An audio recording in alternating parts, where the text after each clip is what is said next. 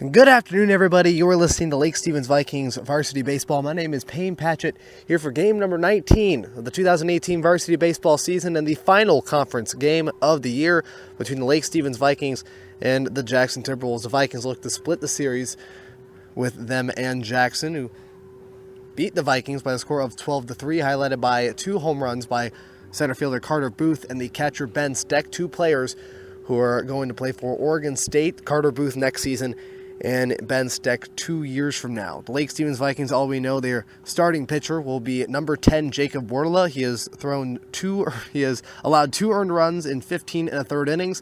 He has 1 win, no losses, an ERA of 0.93 in his first ever varsity start. So this might be pretty exciting against a pretty good Jackson Timberwolves team, who is now 10-3 in conference play and a record of 13-5. Lake Stevens 7 wins and 11 losses, with a conference record now under 500 at 6 wins and 7 losses, looking to bring up their conference record to an even 7-7 for the 3rd consecutive year.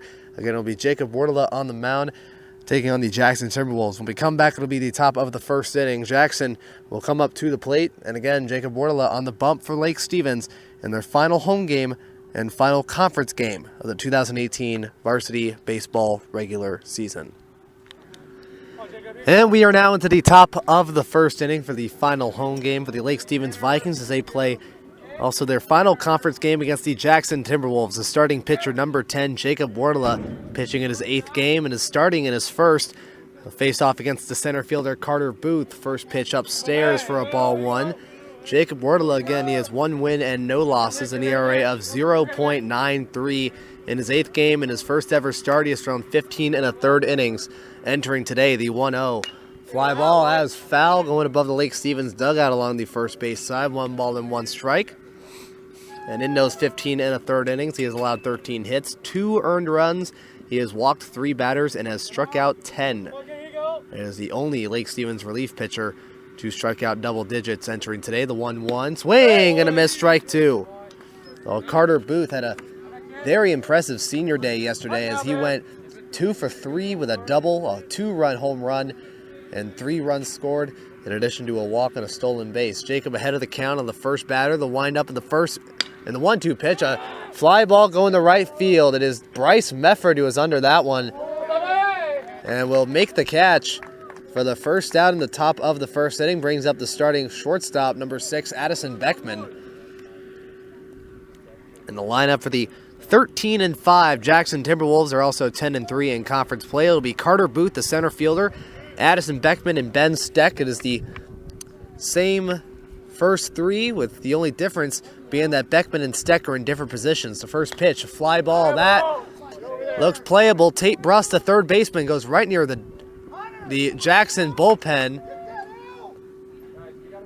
And is not able to reach for the baseball. Hunter Zalesko, the shortstop, right next to that one. The count stays at 0-1.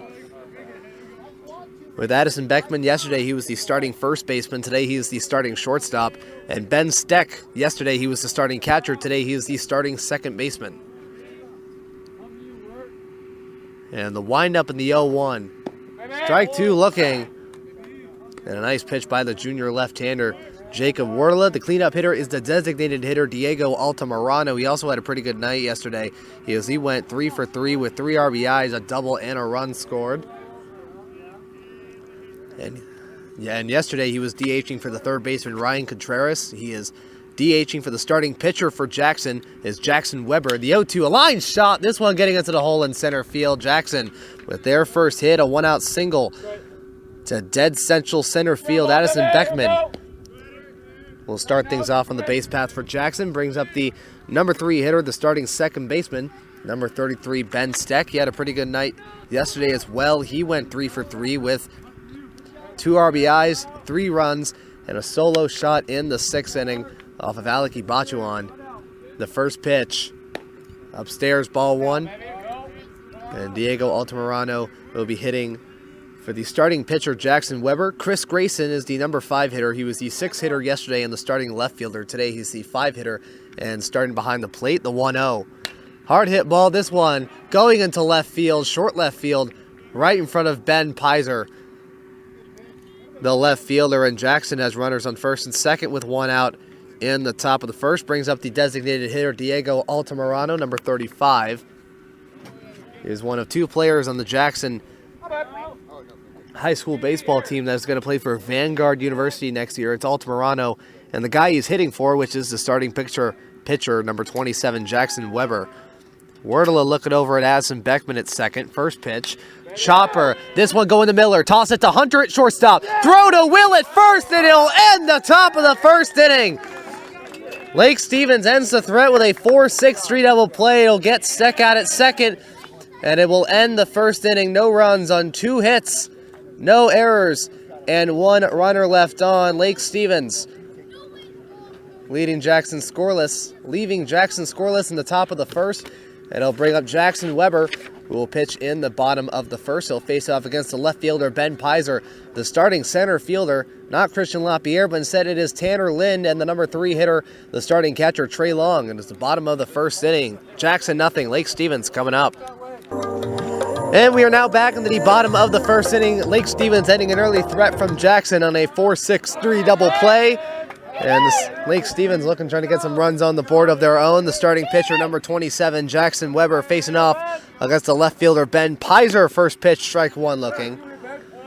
Ben Pizer entering this game, 22 hits and 57 at-bats with a .386 batting average.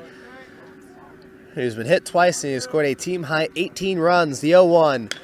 Line shot, this one going straight to the shortstop, Addison Beckman, as he is running behind the second base bag. That's for the first out in the bottom of the first inning. Brings up the starting center fielder. Playing in center field for the first time in his varsity career, it is number 7, Tanner Lind. Entering this game with a .222 batting average, 10 hits and 45 at-bats. He mostly played in the 6 and 7 spot of the lineup for most of the year, but instead, on the final home game, he'll play in the number 2 spot. And the 1-0 pitch from Jackson Weber. Fly ball that is above the Jackson dugout along the third base side for a foul, 1-1. It'll be Ben Pizer, Tanner Lind, and the starting catcher Trey Long. The lineup, the rest of the lineup will consist of the first baseman Will Wentz, the shortstop Hunter Zalesko, and the second baseman Brendan Miller.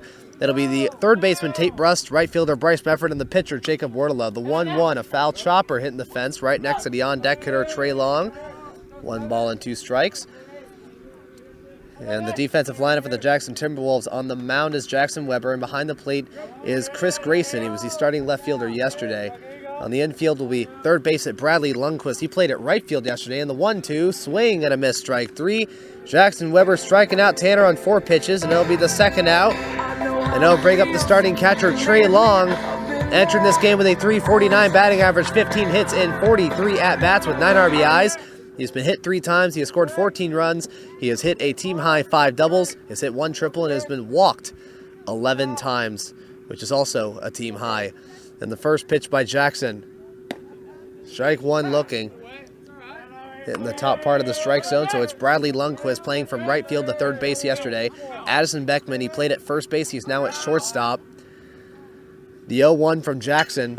Low for a ball 1 to the starting catcher, Chris Grayson. At second base, it is Ben Steck playing from behind the plate to second base, and Tyler Elsmore, who is normally one of the starting pitchers for Jackson. He will play at first base. And the 1-1, low for a ball 2. The outfield, at center field, it will be Carter Booth. They'll stay the same.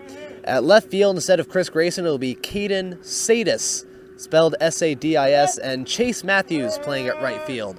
And the 2-1, chopper. This one going to the third baseman, Bradley Lundquist, who throws the first and will get Trey Long in time. A 1-2-3 inning highlighted by a 4-pitch strikeout of Jackson Weber against Tanner Lind. No runs, no hits, no errors, nobody left on. At the end of 1, it is no score. Jacob Wardlow walking back to the mound, facing off against the 5, 6, and 7 hitters of Chris Grayson, Chase Matthews, and Tyler Elsmore. In the top of the second inning, no score. And we are now back in the top of the second inning. No score between Jackson and Lake Stevens. Jacob Wardlow facing off against the number 5 hitter and starting catcher Chris Grayson. The windup in the first pitch. Outside ball 1.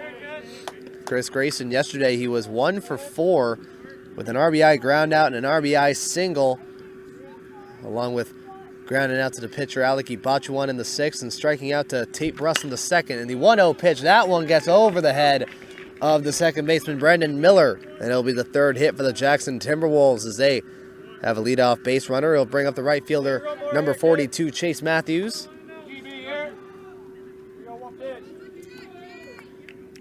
And the reserves for the Jackson Timberwolves is Case Matter and Evan Canfield, the two Jackson pitchers who were on the mound yesterday for the Timberwolves. Dylan Anders and Ryan Contreras. There's Dylan Anders, Ryan Contreras, and Kyle Sears. They were the starting second baseman, third baseman, and shortstop in that order in yesterday's game as well. They are sitting in the dugout today. There's Jace Marquardt, Jeremy Vieira. First pitch, check swing, strike one looking. Nicholas Lettinen, number 34. Number 48, Mason Coe, got a single in a pinch hit single in the sixth inning. No, in the fifth inning. It later led to a two-run home run by Carter Booth. He was pinch hitting for the number 9 hitter. And Alex Schultz is the final reserve. The 0-1 pitch upstairs for a ball one. And the defensive lineup for the Lake Stevens Vikings: on the mound is Jacob Wardela. Behind the plate is Trey Long. In the infield, third base is Tate Bruss. Second baseman is Hunter Zalesko. Second baseman is Brendan Miller. And the first baseman is Will Wentz. The 1-1 from Jacob. Swung on, and this one going to right field. And that will land foul. Gets out of the reach of the right fielder, Bryce Mefford, and the count will go 1-2. And in the outfield, it'll be the left fielder, Ben Pizer. It will be starting at left field in the final home game of his varsity career. It'll be center fielder Tanner Lind instead of playing right. And it'll be Bryce Mefford who will be playing right field in today's game. The 1-2 by Jacob outside. 2 balls and 2 strikes.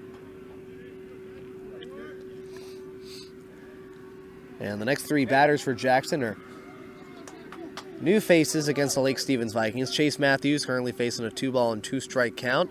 And the 2-2 pitch. Swing and a miss, strike 3. Jacob gets Chase swinging.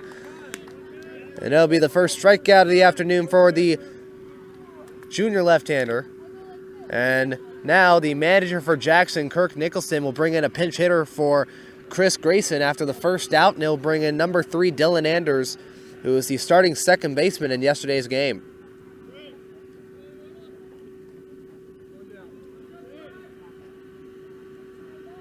And he'll bring up the starting first baseman, number 32, Tyler Elsmore. And the first pitch, low for a ball one. It is Chase Matthews, the right fielder. It is the first baseman, Tyler Elsmore. And it is the left fielder, number 43, Caden Sadis. Again, that is spelled Caden, K-A-D-E-N. Sadis, S-A-D-I-S. The 1-0. Runner goes, a chopper. This one fielded by Brust, who throws to first. And it will get Tyler Elsmore out at first base. Dylan Anders, he was running for second, and that's why there was no double play ball. And Jackson has a runner in scoring position, and it'll bring up the starting left fielder, Caden Sadis. Playing in left field for Chris Grayson, who was playing yesterday.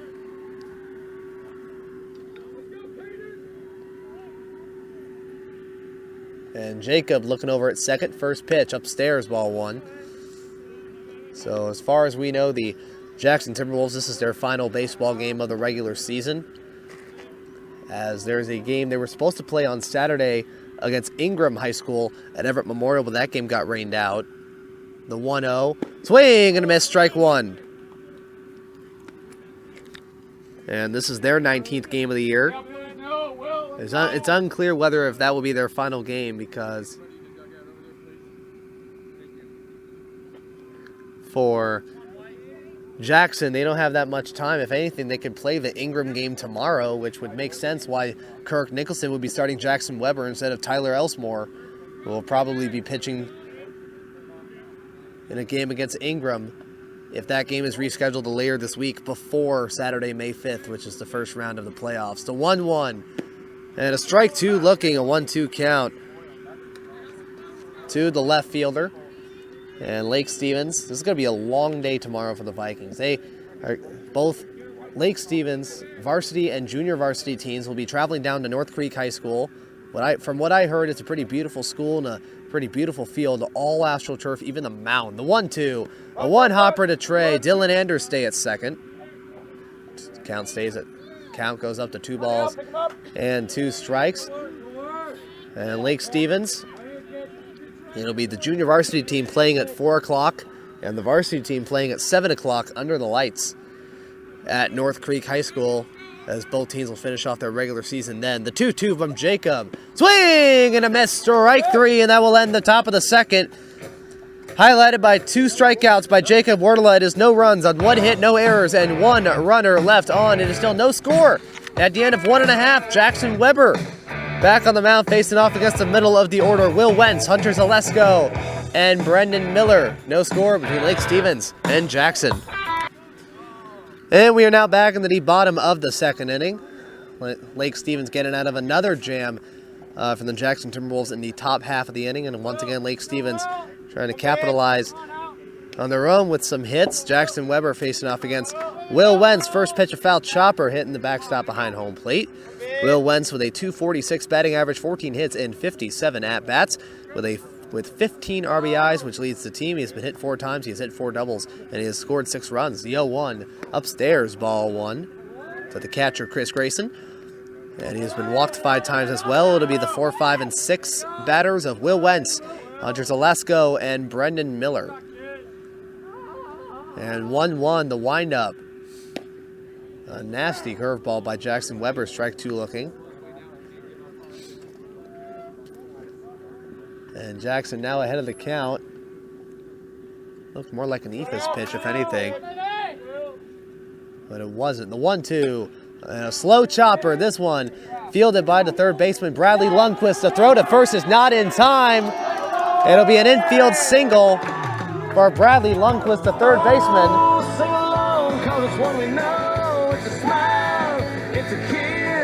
And Lake Stevens gets their first base hit of the afternoon. It was a slow chopper fielded by Bradley Lundquist. Instead of, I don't know if it was in the process of rolling out of bounds or rolling into foul territory. Not out of bounds, this isn't football. First pitch from Jackson to Hunter Zalesko outside, ball 1. But the third baseman, Bradley Lundquist, picked it up anyway, and Will Wentz, he was able to get the first in time, and the Vikings get their first single, the 1-0. Strike, no strike. That one just gets outside of the strike zone, ball 2. And it was a pretty good first inning for both Jackson Weber and Jacob Wardla. They both threw 10 pitches each in the first inning alone. The 2-0, ball 3, a 3-0 count. Jackson Weber, he threw 3 balls for 7 strikes and 10 pitches. All zeros in the inning, all zeros in the game after 1. And Jacob Wardla, 2 balls and 8 strikes, 10 pitches, no runs, 2 hits, no errors, and 1 runner left on. And that was the total after 1 inning. And the 3-0, strike 1, looking right down the middle. Hunter Zalesko, 9 hits in 44 at-bats, a .205 batting average with 8 RBIs, and is 7 for 7 in stolen bases, and is tied for the team lead with 6 hit-by pitches. And the 3-1, a ground ball. This one fielded by Lundquist. Throws to second for 1, and it airmails past the second baseman, Ben Steck. And is fielded quickly by the right fielder, Chase Matthews, to prevent Will Wentz from going to second. So that will be an error on the third baseman, Bradley Lundquist.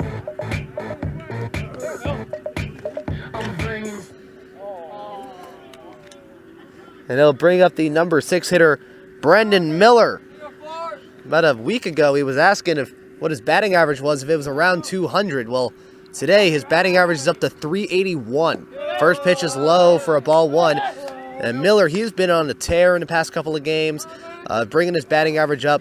As we go back to last, he had he brought his batting average up from 333 to 381, and then before that it was at 200. And the 1-0, that is a fly ball. It'll go behind the Lake Stevens dugout along the first base side. And before Friday's game against Glacier Peak, Brendan Miller's batting average was at 200. He was 5 for 25. He is now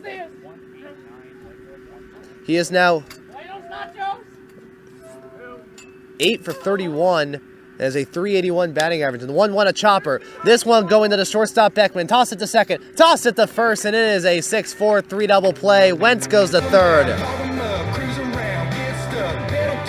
And Jackson responds with a double play of their own. It'll bring up the number 7 hitter, the third baseman, number 9, Tate Brust,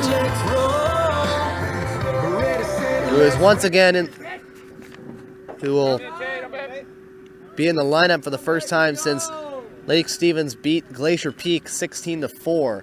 First pitch, a foul ball. It'll hit the fence. Behind home plate above the backstop, and Tate Bruss, a 154 batting average. Or no, Tate Bruss, he has a 154 batting average, as he was supposed to start in that game, instead didn't. This one will barely get into foul territory, as the count will now go to 0-2, a 154 batting average of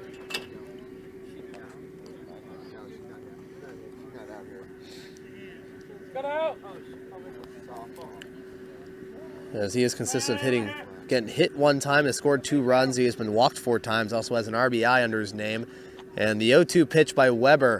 Chopper, this one going to the second baseman, Ben Steck, who throws to first. And it'll end the inning. It'll be no runs on 1 hit, 1 error, and 1 runner left on. Lake Stevens get their first hit, but no runs will score at the end of 2. No score between Lake Stevens and Jackson. Jacob Wardla will face off against the 9-1 and 2 hitters, Bradley Lundquist, Carter Booth, and Addison Beckman, as the score is once again at double zeros. And we are now back in the top of the 3rd inning, still scoreless after 2 full innings of high school baseball here at Lake Stevens High School. Partly cloudy day, as it is Jacob Wardla back on the mound facing off against Bradley Lundquist for the first time this afternoon. First pitch low for a ball 1. Bradley Lundquist, he was the number 5 hitter in yesterday's game, and he hit into 2 double plays in yesterday's game. This one getting into the glove of Hunter Zelasco. Throw to first. Is it in time? Yes, it is.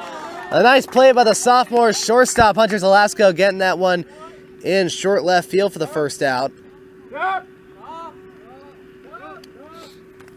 Now, bringing us back to the top of the order, Carter Booth. He hit a 1-2 pitch to the right fielder, Bryce Mefford, for the first down in the top of the 1st inning. Jacob Wardla, a pretty decent 2nd inning, 6 balls and 8 strikes for 14 pitches, total of 8 balls, 16 strikes in 24 pitches. First pitch goes low for a ball 1. It is no runs on 1 hit, no errors, and 1 runner left on, brings the total up to no runs on 3 hits, no errors, and 2 runners left on for Jackson. And the 1-0 by Jacob Wardla low, a 1-hopper to the catcher, Trey Long, ball 2. It is Bradley Lundquist, Carter Booth, and Addison Beckman.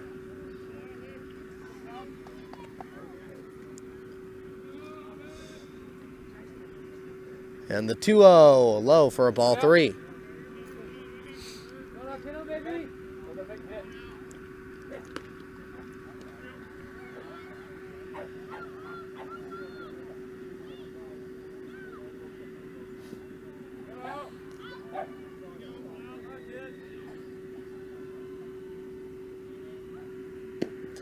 And the 3-0 pitch, a strike 1 looking. No, it is a ball 4. It'll go low. And the 3-0 count. And Jackson will have their first walk of the afternoon. A 4-pitch walk to the leadoff hitter, Carter Booth. It'll bring out the number 2 hitter, the shortstop, Addison Beckman. Hit an 0-2 pitch into the hole in left. Runner goes. Ground ball. This one fielded by Will. He later bobbles the ball. He can't throw it to the first base, and Carter Booth will go to 3rd. There'll be an error on the first baseman, Will Wentz, as it gets in and out of the glove. It rolls on the ground. Jacob Wardla was not at the first base bag to catch the ball. Beckman will stay at first. Carter Booth was racing the 3rd base this whole time. Don't play ball here. Go. Don't play ball. And so it'll bring up Ben Steck, who had a base hit his last time up. First pitch, a strike 1 looking. So regarding the West Coast standings, the Cascade Bruins, they shut out the Kamiak Knights by a final score of 7-0 and ended up winning the West Coast 4A regular season title. This one's a line shot straight to the Jackson bullpen along the 3rd base side. No balls, 2 strikes. As Jackson, they are going to stay with the 2nd place.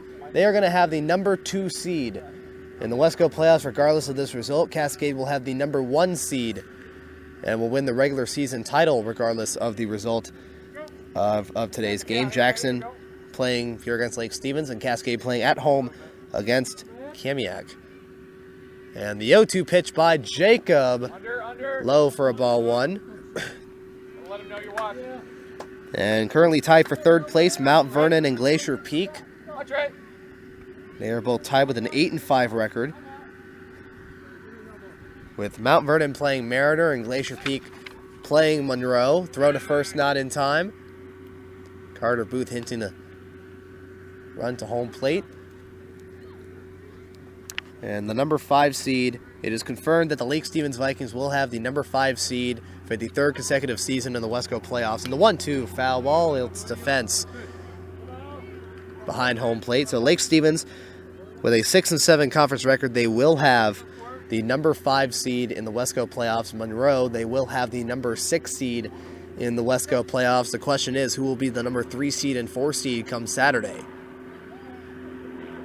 And we'll find out later. Runner goes, ball 2, and Trey Long fakes the throw to second. That'll be a stolen base for Addison Beckman as he goes to second.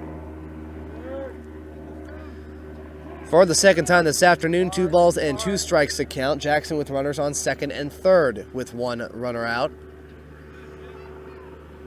And Jacob, the windup in the 2-2. Outside ball 3, full count.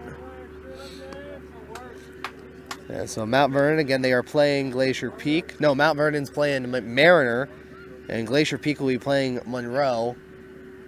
And Mount Vernon leading the series in run differential, over the Glacier Peak Grizzlies. The payoff pitch going to left field. With the left fielder Ben Pizer running for it, it'll be a foul ball as it'll land in foul territory.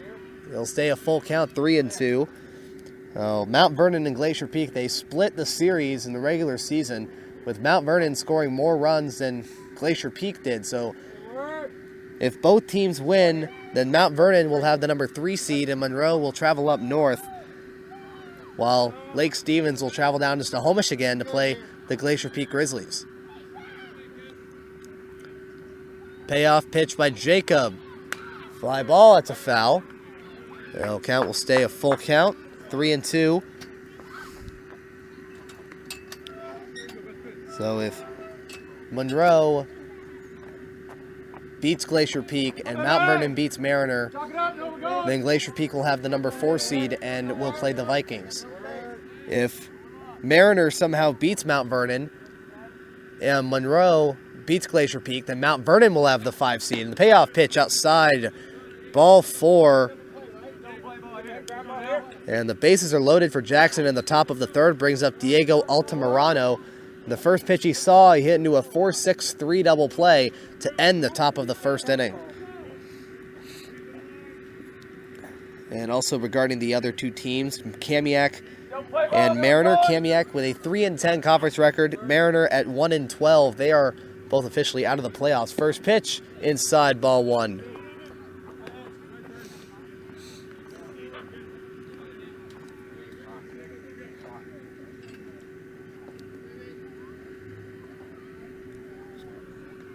And Jacob, the 1-0 pitch. Inside, ball 2. So the other scores, it was Mount Vernon beating Mariner by the score of 10-0. Glacier Peak beating Monroe 6-2. And then there was the final score from Cascade as they beat Kamiak 7-0. Timeout by Lake Stevens. The manager, Josh White, along with the catcher, Trey Long, talking to Jacob Wardela.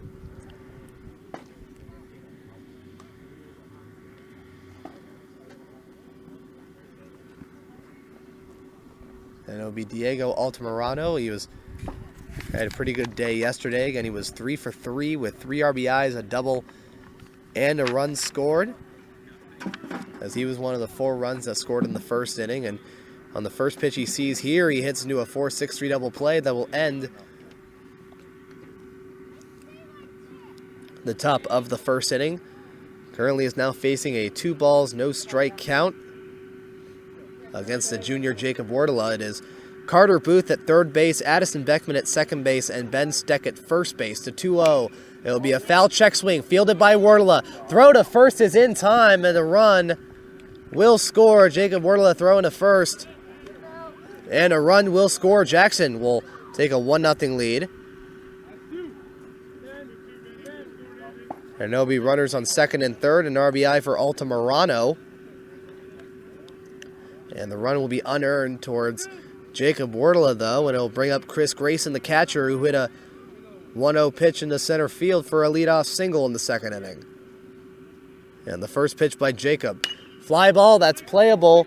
Bryce Mefford, he is under it, moving forward, and will make the catch, and it'll end the top of the third inning. It is 1 run on no hits, 1 error, and 2 runners left on. Jackson takes an early 1-0 lead as we go into the bottom of the third. Jackson Weber back on the mound as he'll face off against Bryce Mefford, Jacob Wardla, and Ben Pizer, the 8, 9, and 1 hitters. As we go into the bottom of the third inning, Jackson 1, Lake Stevens nothing.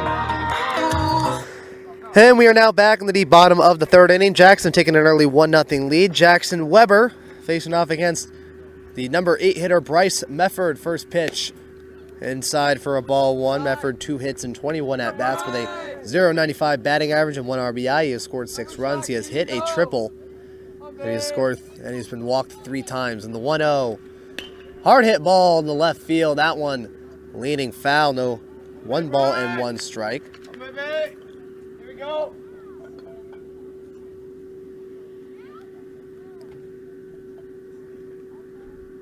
Come on, 5. And it'll be the 8, 9, and 1 hitters. It'll be Mefford, Wardla, and Pizer, the 1-1. Strike 2 looking.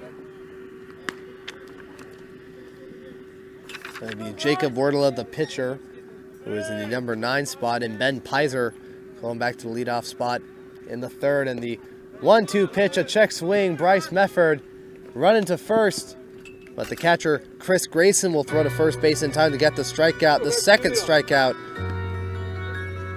for Jackson Weber this afternoon brings up the number 9 hitter, Jacob Wardla, 2 hits and 6 at-bats with a .333 batting average and 2 RBIs. He's been hit once, he has scored 1 run, he has hit 1 double, and he has been walked once.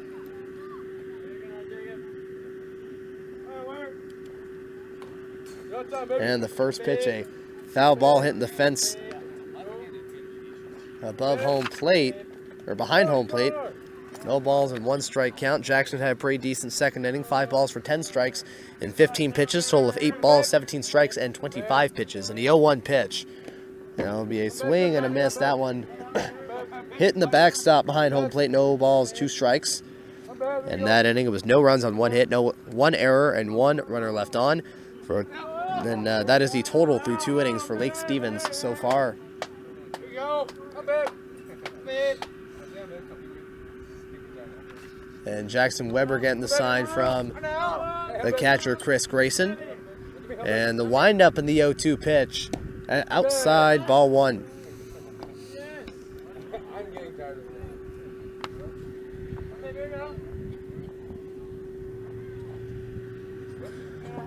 And Jackson still ahead of the count, 1-2. A hard hit ball. This one going in the center field. And it'll be caught by the center fielder, Carter Booth, in short center field for the second out.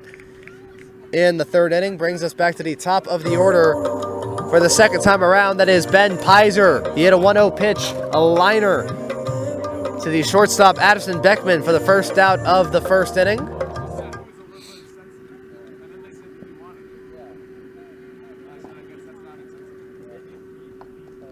And the first pitch, the windup, the leg kick by Jackson Weber. This one, a hard hit ball in the left center field, and that'll be caught by the left fielder, Caden Sadis. And it'll be another 1-2-3 inning for Jackson Weber. No runs, no hits, no errors, nobody left on. It is a 1-0 Jackson lead at the end of 3. Jacob Wardla will face off against Chase Matthews, Tyler Elsmore, and Caden Sadis, the 6, 7, 8 hitters in the top of the 4th inning. 1-0 Jackson.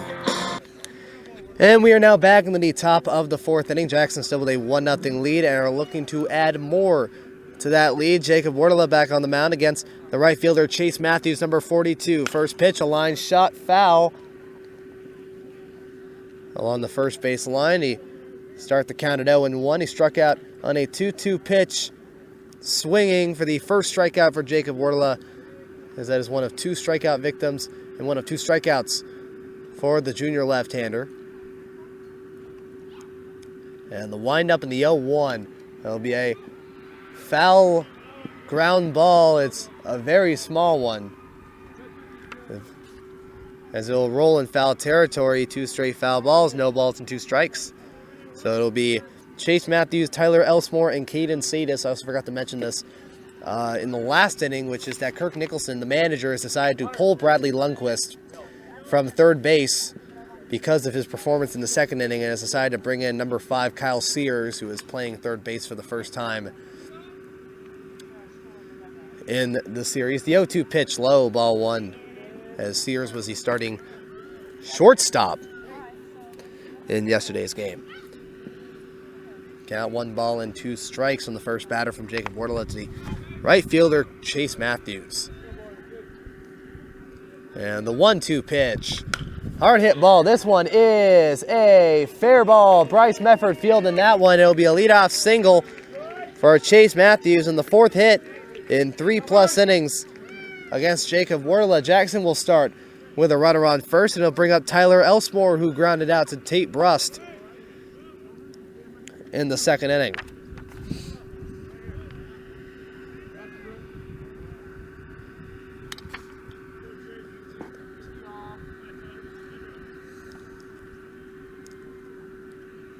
And the first pitch by Jacob, fly ball, that is playable. Short right field, Bryce and Brendan Miller running for it. Bryce will make the catch. And they'll get Tyler Elsmore for the first out of the 4th inning. Brings up the left fielder, Caden Sadis, who struck out swinging on 5 pitches.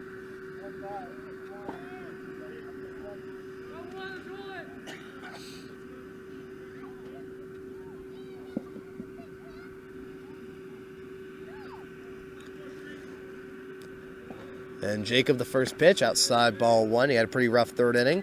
11 balls for 9 strikes on 20 pitches. A total of 19 balls, 25 strikes for 44 pitches through 3 innings, allowing 1 run, no hits, 1 error, and 2 runners left on, for a total of 1 run on 3 hits, 1 error, and 4 runners left on through 3 innings for Jackson.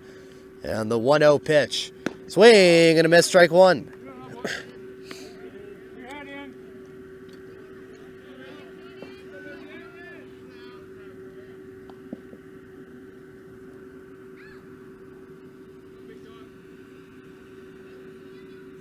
And Jacob, the 1-1. Low under the strike zone, ball 2.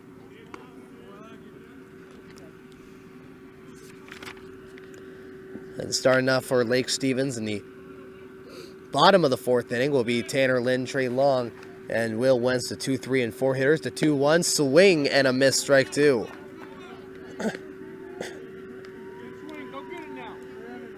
It's the same pitch count in which Wardle struck out Sadis for the 3rd out in the 2nd inning to end the top of the 2nd. And the 2-2, swing and a miss, strike 3, the 3rd strikeout for Jacob Wardle in the 2nd. Off of the left fielder Sadis, brings up the number 9 hitter Kyle Sears, who is pinch hitting for Bradley Lundquist, who will be sitting in the dugout for the time being. Jacob Wardle getting the sign from the catcher Trey Long. Chase Matthews at first base in the first pitch. Inside, ball 1.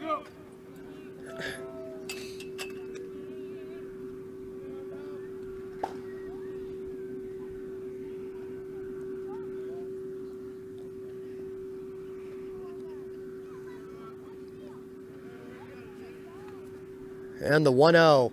Swing and a miss, strike 1. As that one goes into the dirt. And for Lake Stevens, they'll play their final game again. They're going to play against North Creek. Both junior varsity and varsity will at North Creek High School. It'll be junior varsity at 4 p.m. and varsity at 7 under the lights. The 1-1. Outside, ball 2.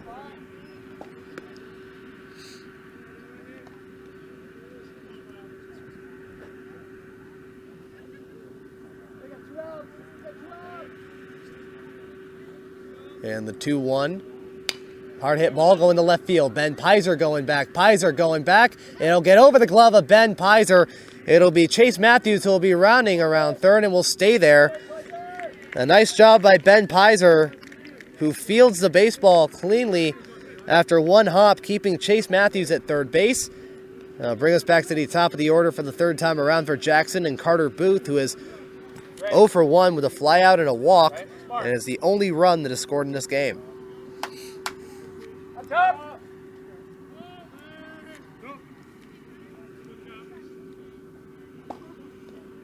And Jacob, the windup in the first pitch. Hard hit ball. This one going in the right center. Bryce is there. Can he make the catch? Yes, he will. And that will end the top of the fourth inning. No runs on 2 hits. No errors. And 2 runners left on. Still a 1-0 Jackson lead as Jackson Weber will go back to the bump. In the bottom of the fourth, it's the 2, 3, and 4 hitters, Tanner, Trey, and Will, as Jackson still leads 1-0. And we are now back into the bottom of the fourth inning. Jackson still leading 1-0. Jackson Weber throwing 3 magnificent innings on the mound, allowing 1 hit. And striking out 2 batters. He'll face off against Tanner Lind, who he struck out in 4 pitches for the second out of the bottom of the first inning. And there's already another pitcher warming up in the bullpen for Jackson. That is Nicholas Lettinen, number 34. First pitch upstairs. Upstairs for a ball 1. The reserves for Lake Stevens. It'll be Theron Perkins, or they're going to sit for today's game. Christian LaPierre, who has some arm trouble entering today's game, so he'll not be in the lineup. And the 1-0 inside. Oh, that's a nasty pitch. Strike 1 looking. That one going inside. Connor Bardou is also one of the reserves, hinting that his rehab from the separated shoulder he suffered about a week and a half ago is doing pretty good. The 1-1, low for a ball 2.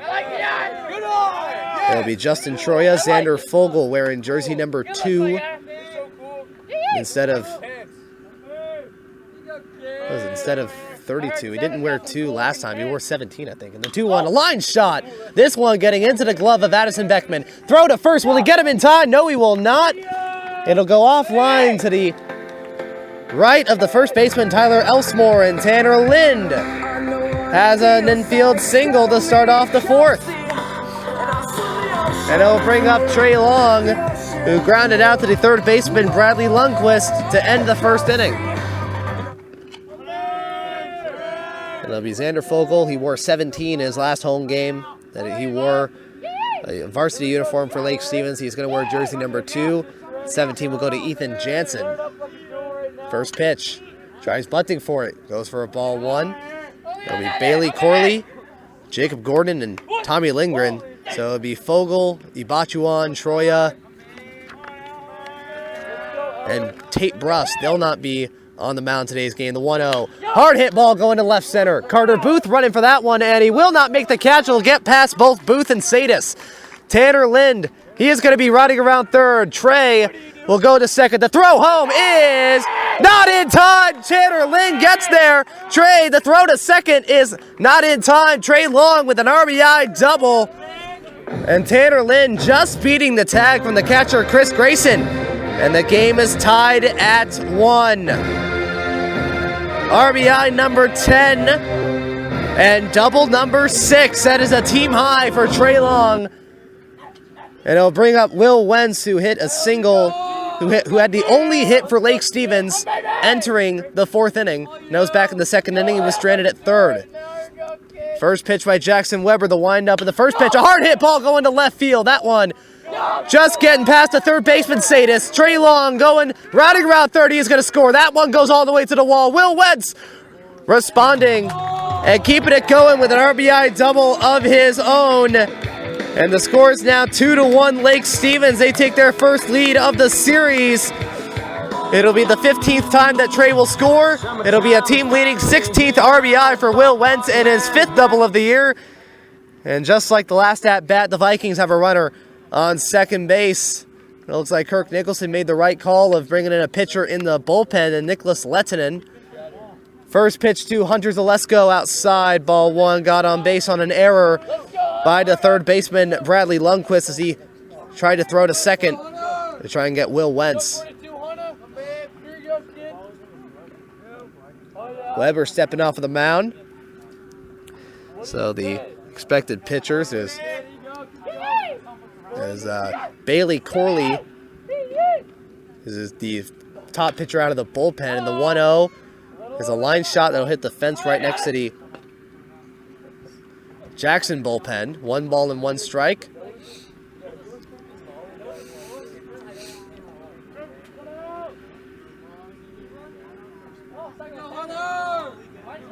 And Jackson getting the sign from the catcher, Chris Grayson. Looks over at second towards Will, the 1-1. Foul ball, little at the fence. Jackson ahead of the count, 1 ball and 2 strikes. And when he hit the ball, he hit it. It was a clean pick by Bradley Lundquist. He threw it offline to the second baseman, Ben Steck. And it kept Will at second. It was a nice play by the right fielder, Chase Matthews, to field that ball immediately after it got past Steck at second to keep him at second. The 1-2, low, 1 hopper to Grayson, ball 2.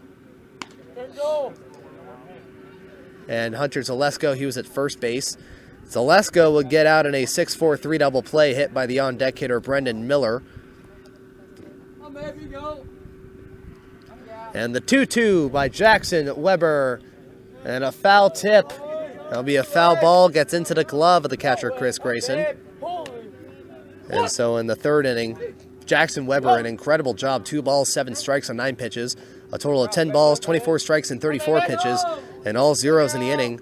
And keeping with a total of no runs, 1 hit, 1 error, and 1 runner left on entering the third. The 2-2 ground ball. This one gets into the glove of Jackson Weber. Throws to second. Will Wed to the rundown. Ben Steck, he's going to throw to third, and he will be tagged out by the third baseman, Kyle Sears, for the first out of the 4th inning. It'll be a 1-4-5. Will Wentz, he was leaning away from second when Jackson Weber fielded the ball. And Hunter Zalesko will be at first base on a fielder's choice, and will bring up Brendan Miller, who hit a 1-1 pitch to the shortstop, Addison Beckman, for a 6-4-3 double play. And the first pitch from Jackson Weber, tries bunting for it, low for a ball 1. Chris Grayson looking over at first.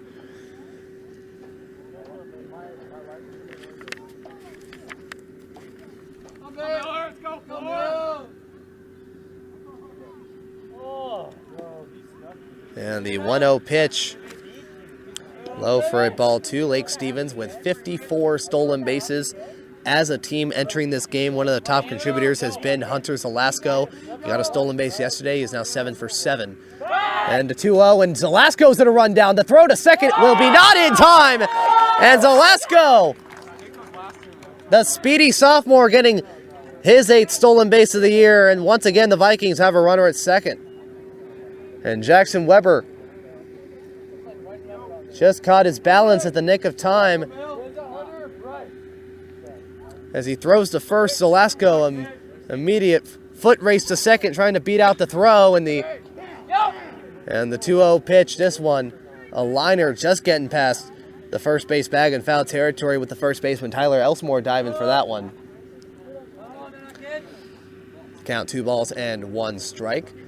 And the throw was thrown way too quick. It was thrown way too early. It was fielded by the shortstop, Addison Beckman, but he was behind the bag, so he wasn't able to tag Zalesko. It was a nice job by the sophomore right there. Runner goes 2-1. Ball 3, throw to third, not in time, and it's another stolen base for Hunter Zalesko. That is number 9 on the season. And the count is now 3-1.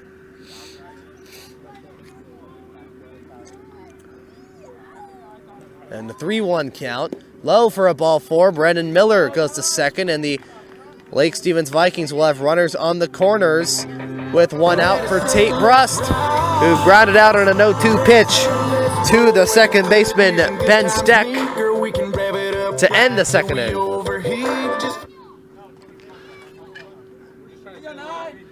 And the Vikings runners on the corners. It is Hunter Zalesko at third and Brendan Miller at first. The first pitch, throw to first, not in time. So again, the playoff picture is this, that Jackson will have the number 2 seed and Lake Stevens will have the number 5 seed entering the Wesco playoffs. And the first pitch from Weber, swing and a miss, strike 1.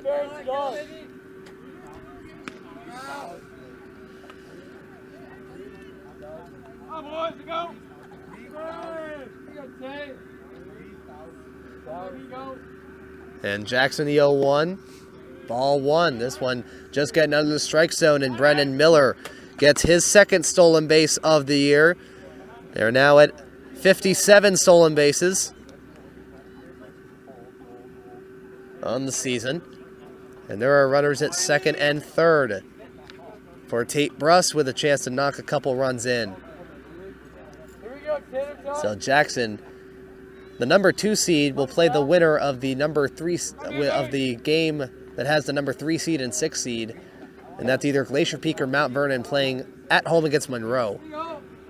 The 1-1. Ground ball, this one getting to the second baseman, Ben Steck. Throw to first is in time. It'll be an RBI ground out for Tate Brust. His second RBI of the year. A run will score. Hunter's going to score from third. Brendan Miller will move to third, and the score is now 3-1 Lake Stevens.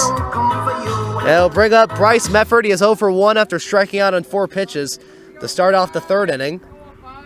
And the 7th batter of this inning. First pitch, check swing, strike 1 looking.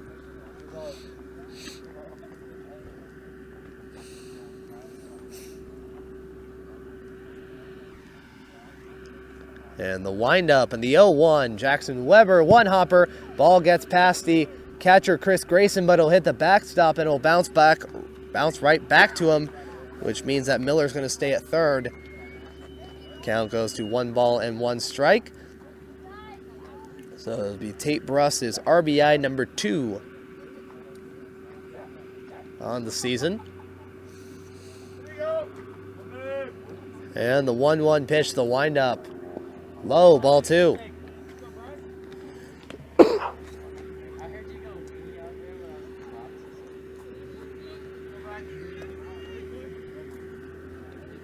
And Jackson, the 2-1 pitch.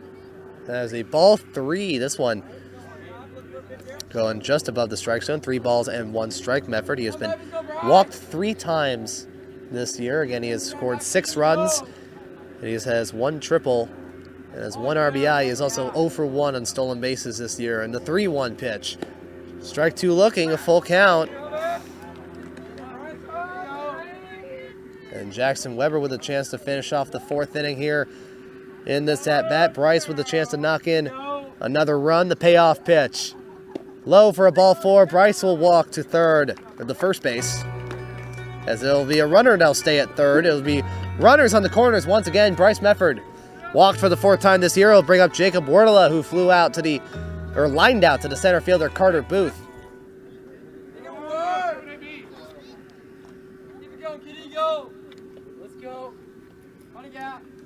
And the first pitch from Jackson, Bryce goes. First pitch of ball 1, throw to second. It'll hit off of the head of the pitcher, Jackson Weber, and he is laying down on the mound. This is scary.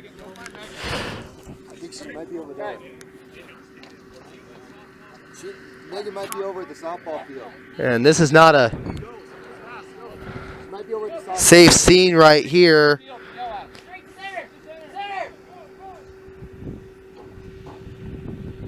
And this is scary. It is Brendan Miller, Christian LaPierre from the dugout. And number 42, Chase Matthews, the right fielder. They are all running towards the outfield, towards the team trainer who is currently on the other side of the complex at the softball game going on.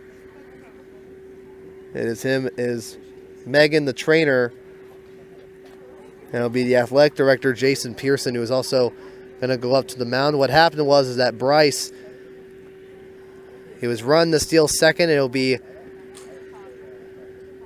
the catcher, Chris Grayson. He was trying to throw to second base, and Jackson Weber tried ducking out of the way, and it just hit him right on the top of the head. And this is a scary scene right here. I'll take a quick break and injury timeout. It'll be the bottom of the 4th inning, 2 outs and runners on second and third. We'll give you an update on Jackson Weber.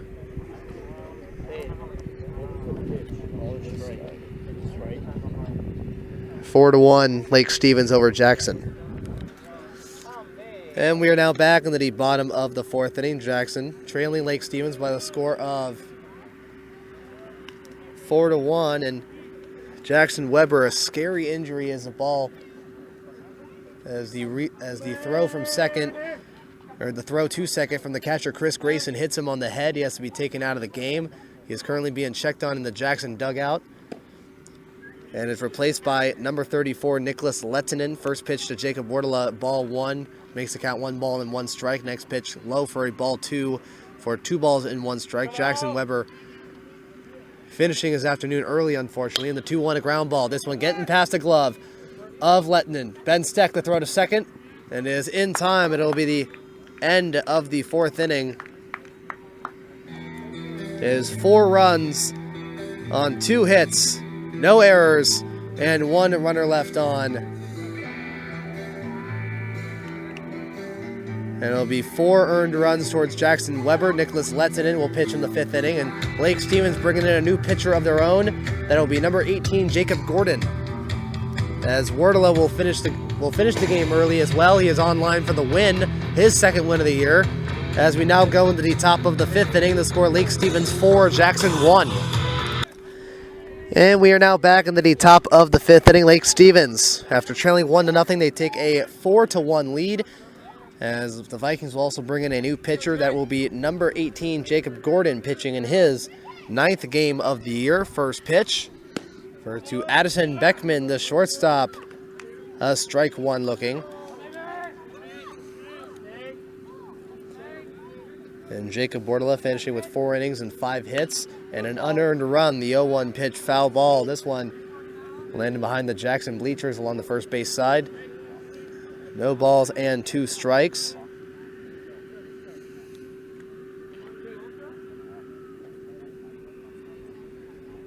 And the 0-2 pitch, a 1 hopper.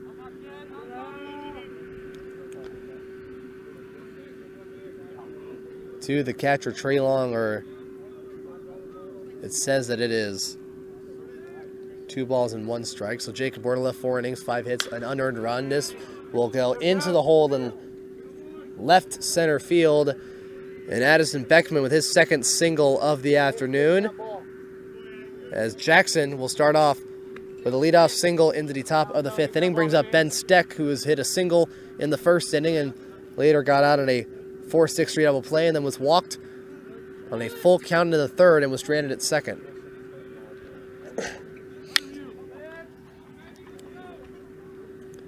And Jacob Gordon entering this game, no wins, 1 losses, ERA of 4.85. First pitch, a foul chopper. Hitting the fence right next to the on-deck hitter, Ben Steck, no balls and 1 strike. So it is 4 innings, 5 hits, an unearned run, walking 1 and striking out 3 on 59 pitches for Jacob Wardela. He is online for the win. Jacob Gordon pitching in his 9th game. And the 0-1 foul ball hits the fence behind home plate. No balls, 2 strikes. And in 10 1/3 innings, he has allowed 15 hits, 7 earned runs. He has walked 2 batters and has struck out 10. So he has a pretty impressive strikeout to walk ratio entering this game. Throw to first, not in time.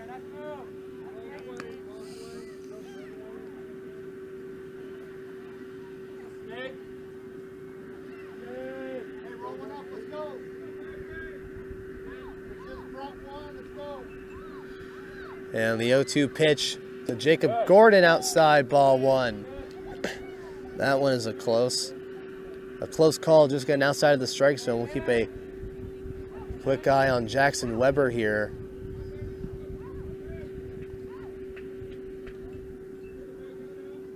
As he is staying in the dugout, 1-2 inside for a ball 2. Very similar feel to what happened a week and a half ago when Connor Bardew dislocated his shoulder, jamming into the second base bag. It was a lot of silence, but eventually the atmosphere went back to normal after a good few minutes. The 2-2, low, ball 3.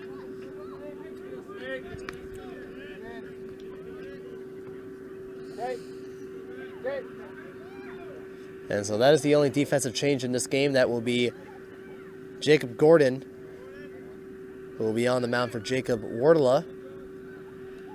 And the windup, the payoff pitch by Snake fly ball, that is playable. This one's going into short left field. Hunter Zalesko and Ben Pizer looking for it, and Zalesko cannot get the ball. Throw to second. Is it in time? No, it is not.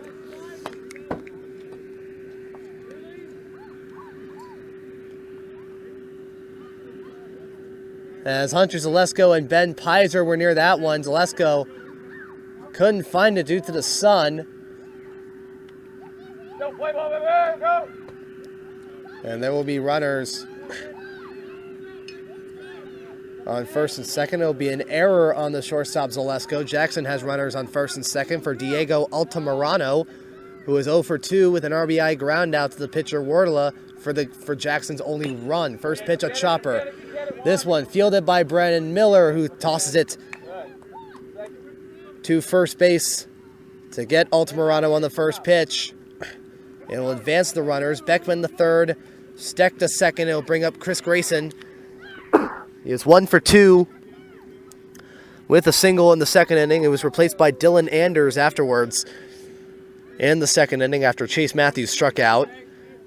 And then on the first pitch he saw, he flew out to the right fielder, Chris Grayson. Now Jackson threatening to get some runs on the board. First pitch, strike one looking.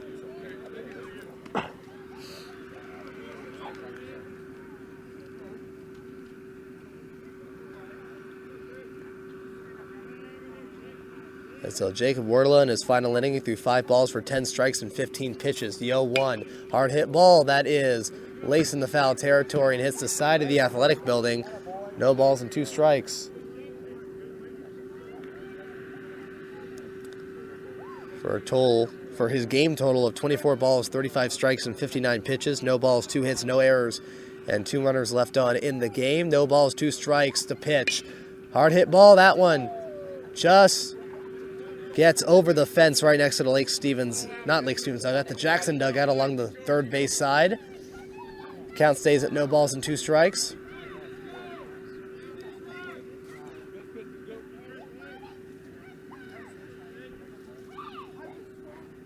And Gordon stepping off the mound. We can also confirm that Jackson Weber now has a concussion and will not play for the rest of the game. If not, maybe the rest of the year. The 0-2, just outside ball 1. Jacob Gordon, he's finding the strike zone. It's just he's not getting the calls he wants. But the thing about that is he just keeps on fighting and fighting. Trying to get the perfect one, the 1-2. One hopper to Trey. Nice pick by the catcher, Trey Long.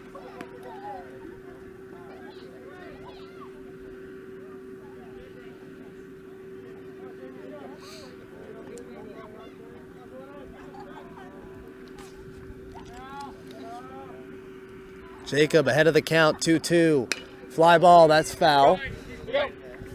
And there'll be another lengthy at-bat. The Jackson Timberwolves have been doing a pretty good job of finding the right pitches, as Ben Steck did that a couple of times in his last couple of at-bats. He had 6 pitches in the most recent at-bat that got him on base, and he had 9 pitches that ended in a full count walk against Jacob Wardla. And the 2-2 upstairs, ball 3, full count.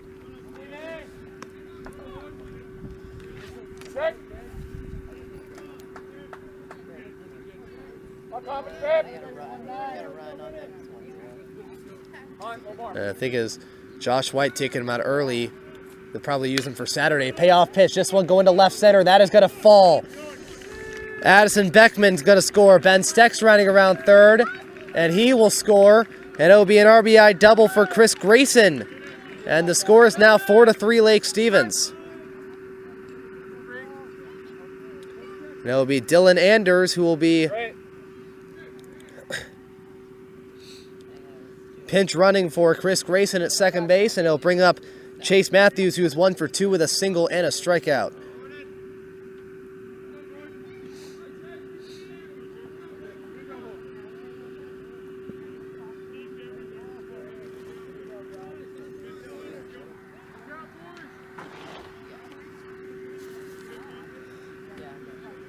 And the first pitch, the windup from Jacob Gordon, outside ball 1. And a timeout by Lake Stevens. Josh White going to the mound along with the catcher Trey Long. We'll take a quick break. Top of the 5th inning, runner on second base with 1 out. Lake Stevens leading Jackson 4-3. And we are now back into the top of the 5th inning. It'll be Jackson who currently has the game-tying run at second base in Dylan Anders, and is a 1-0 count from Jacob Gordon to the right fielder Chase Matthews.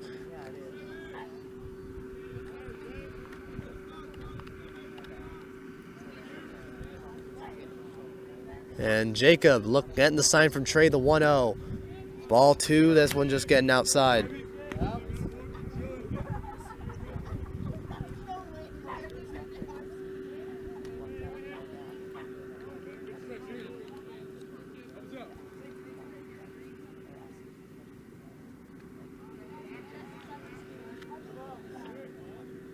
And Jacob Gordon stepping off the mound again.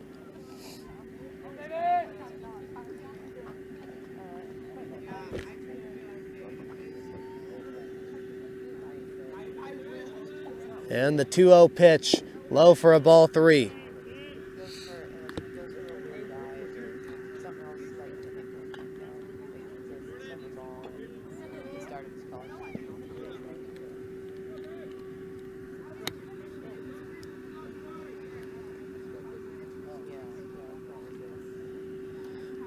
And Jacob Gordon getting the sign from Trey Long. Looks over at Anders at second. Does he get him? He does not.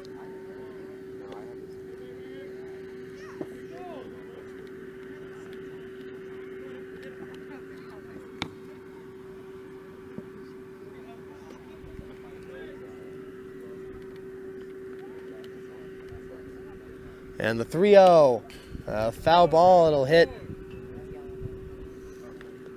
the fence behind home plate for a 3-1 count. First time in a long time that anyone's even tried to swing at a 3-1 count.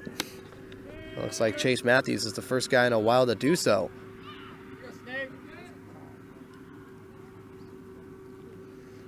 And the 3-1, fly ball, this one going into right field. Bryce Mefford going back. Bryce Mefford looks like he has it. He'll make the catch as he goes right near the wall. Dylan Anders goes to third, and it'll be the second out of the 5th inning. Game-tying run 90 feet away.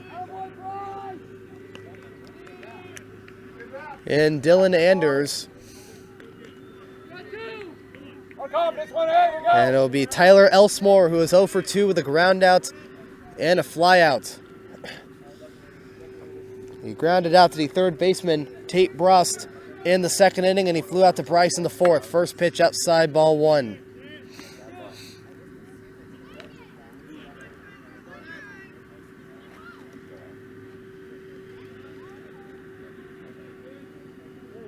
And Jacob Gordon getting the sign from Trey. The windup in the first pitch. Or not the first pitch, but the 1-0 pitch outside, ball 2. So it is Jacob Gordon, and then it'll be Bailey Corley next in the bullpen. As Devin McWaters is with the JV team right now. The 2-0 pitch, ball 3. And the second straight 3-0 count for the senior Jacob Gordon in his final home game.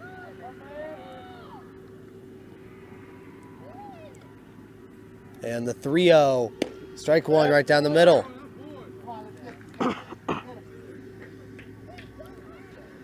As McWaters is with the junior varsity team. He Bachuan pitched. Bryce Mefford, he pitched. There is a chance that he will pitch, but he's only pitched in one game. The 3-1 fly ball, this one going in the right. Bryce is there. Can Bryce make the catch? He will move and he will make the catch. And will keep the lead for the Lake Stevens Vikings. It'll be 2 runs on 2 hits. 1 error and 1 runner left on. Jackson, they got a couple runners on, but Lake Stevens, they still have a 4-3 lead as we go into the bottom of the 5th inning. Nicholas Lettinen on the mound to try and pitch his first full inning of the game after that scary injury to Jackson Weber, and he'll face off against the 1-2-3 hitters Ben Pizer, Tanner Lind, and Trey Long, the batters that started the madness in the 4th inning that ended in 4 runs. And we are now back into the bottom of the 5th inning. Lake Stevens, they have a 4-3 lead over the Jackson Timberwolves. Nicholas Lettinen aiming to pitch his first full inning of the game. He'll face off against the leadoff hitter Ben Pizer. First pitch, low for a ball 1. It is Nicholas, spelled Niklas, and Lehtinen, spelled Lehtinen. And Ben Pizer is 0 for 2 with a couple of flyouts in the 1-0 inside ball 2. There's also a couple of more defensive changes at third base. The third defensive change for Jackson, as Kirk Nicholson will bring in Dylan Anders to play in the hot corner for Kyle Sears, who was playing for Bradley Lundquist in the 2-0 outside ball 3. And at left field, playing for Caden Sadis will be Case Matter, who was the winning pitcher in yesterday's game.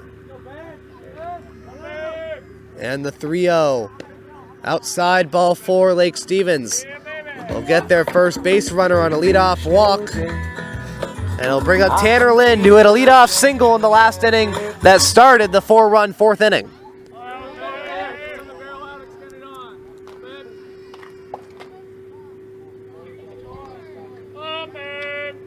And Lehtinen the first pitch. And that'll be a ball 1.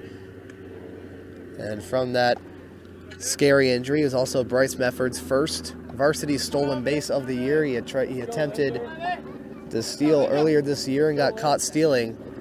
And finally got his first one on a varsity uniform. The 1-0 fly ball that is above the Jackson dugout for a foul ball. 1 ball and 1 strike.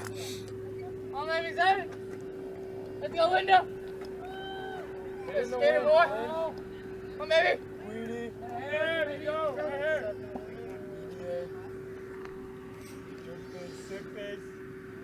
And Lehtinen throw to first. So the first baseman, Tyler Elsmore, not in time. So again, the final stat line for Jackson Weber, 3 2/3 innings. He allows 4 hits, 4 earned runs, walking 2 batters, and striking out 2 batters in 62 pitches. And he is currently on line for the loss. The 1-1 low for a ball 2.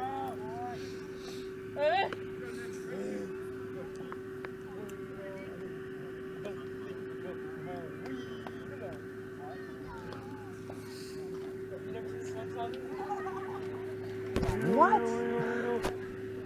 And Lehtinen throw to first, not in time. Tanner Lind, he struck out on 4 pitches in the first inning, and then he hit a 2-1 pitch for a base hit and later scored on an RBI double by Trey Long, the next batter. Ben Pizer, runner goes to 2-1 pitch. That one is hit hard to right field. Back goes Chase Matthews, and it gets over the glove of Matthews. This one going all the way to the wall. Ben Pizer stays at third. Tanner Lind has himself a 2-bagger, and the Vikings have runners on second and third. There's a thing with outfielders in today's game, both for Lake Stevens and Jackson. They keep underestimating how high and how far the ball's going to go. Ben Pizer did it a couple of times, and now it is Chase Matthews at right, who is doing the exact same thing. Here is Trey Long with a chance to get a couple of more runs on the board. He is 1 for 2 with an RBI double in the 4th, scoring Tanner all the way from first base. First pitch, outside, ball 1. Come, baby. Here we go. Take it tough now. Here we go. And Lehtinen getting the sign from the starting catcher, Chris Grayson, the 1-0. Fly ball, that is playable. That stays in the infield. Dylan Anders trying to find it. And the shortstop, Addison Beckman, calls for it. And that will be the first out of the bottom of the 5th. Brings up Will Wentz, who is 2 for 2 with a double in the 4th inning. An RBI double on the first pitch he saw in the 4th. And a single in the 2nd inning.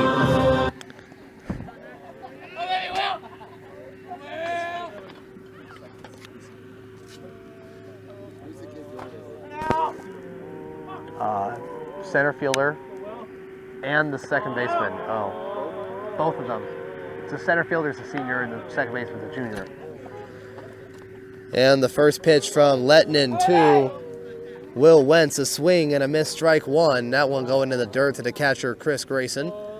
Tanner Lind at second, Ben Pizer at first. Lehtinen the 0-1. Check swing, did he go? Yes, he did. It's an 0-2 count.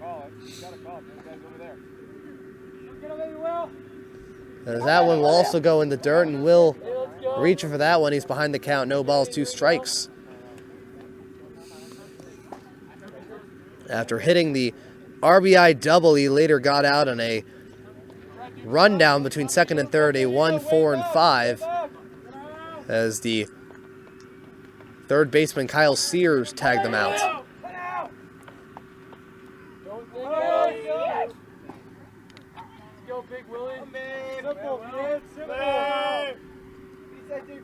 And lets it in the 0-2. Outside, ball gets past the catcher. Chris Grayson, and a run's going to score on a wild pitch. Ben will score. The score is now 5-3. Tanner will move to third. And the Vikings have once again a 2-run lead. Count now 1 ball and 2 strikes. Infield is in, with every infielder hitting the border between the grass and the infield, but that will not matter. The 1-2 pitch, a strike 3 called to end.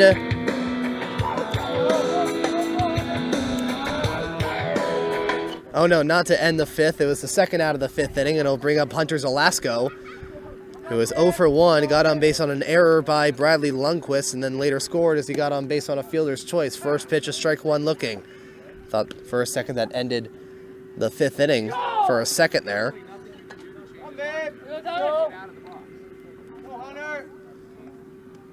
And Lettinen, the 0-2, the 0-1. Low for a ball 1. 1 ball and 1 strike. Let's go, honey. Let's go 22, honey. Here we go, kid.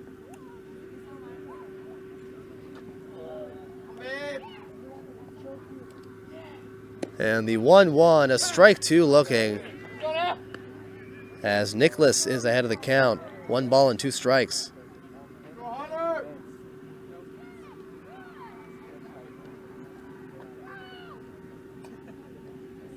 And the 1-2 pitch outside. Ball 2. Tanner staying at third base.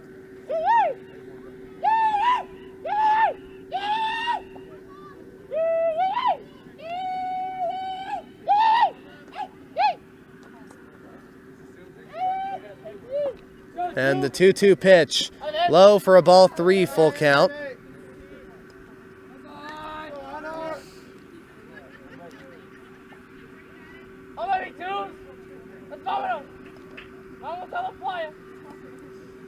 And now it is a full count, Nicholas.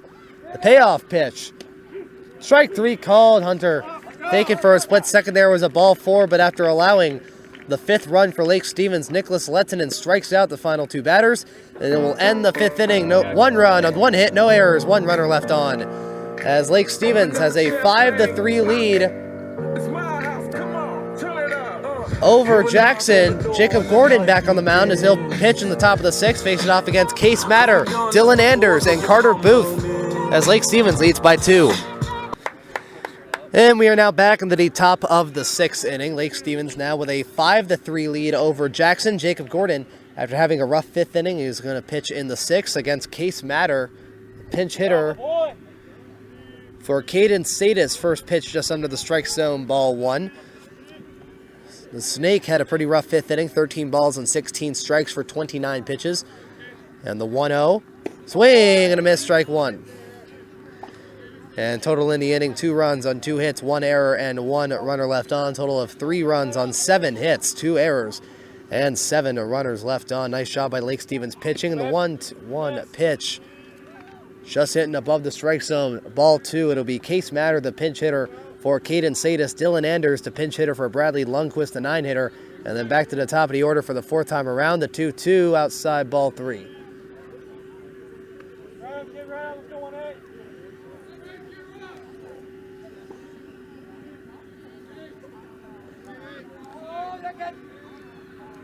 And the 3-1, ball 4, Jackson, with once again a leadoff base runner. There is the 3rd straight inning for Jackson where they have a runner at first base to start the inning. It'll bring out the number 9 hitter.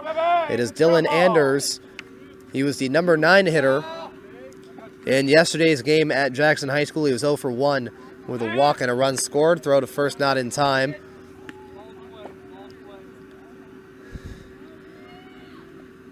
And this is the 3rd different batter in the 9 spot for Jackson. as Anders is up to the plate for the first time. First pitch, a foul ball as Case Matter was ready to go to second base. It was Bradley Lundquist who was the hitter in the third inning. He grounded out to the shortstop Hunter Zalesko, and a nice play from him in short left field.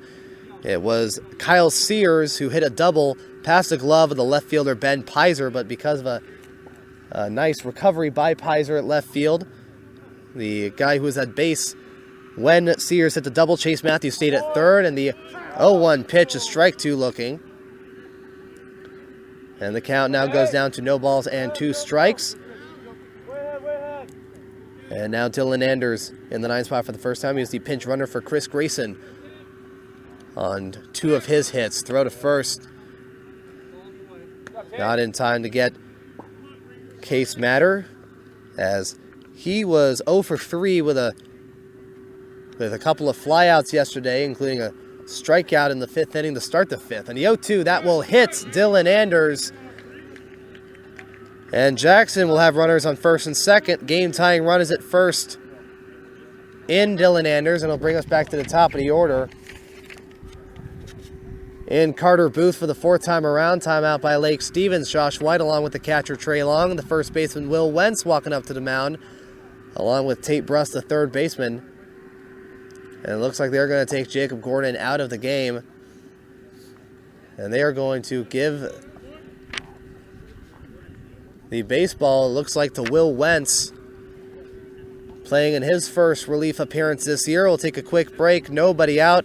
And a runner on first and second. Lake Stevens leading by 2 with Will Wentz back on the mound once again for Lake Stevens this year. And we are now back into the top of the 6th inning. Lake Stevens leading Jackson 5-3. And Jackson threatening with runners on first and second with nobody out. And the game-tying run at first base in Dylan Anders, and Will Wentz facing off against the leadoff hitter Carter Booth. With also a few defensive changes as well, with Tate Brust now playing at first base, and Ethan Jansen, number 17, playing in the infield for the first time this year. First pitch, a fly ball that is playable. This one staying in the infield. Brandon Miller calling for it, making the catch for the first out of the 6th inning on the first pitch that Will Wentz will throw, in the first pitch that Carter Booth will see. Here is Addison Beckman, who was 2 for 2 with a run scored. He was also 1 for 2 with 3 runs scored and an RBI in yesterday's game.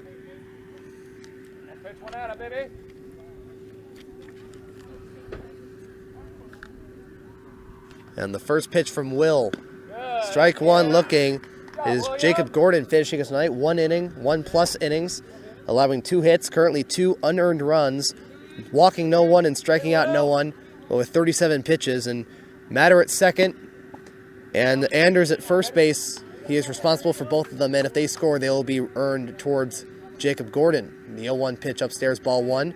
And Will Wentz making his 7th appearance this year, his first as a relief pitcher. He has 2 wins and no losses with an ERA of 2.69. The 1-1.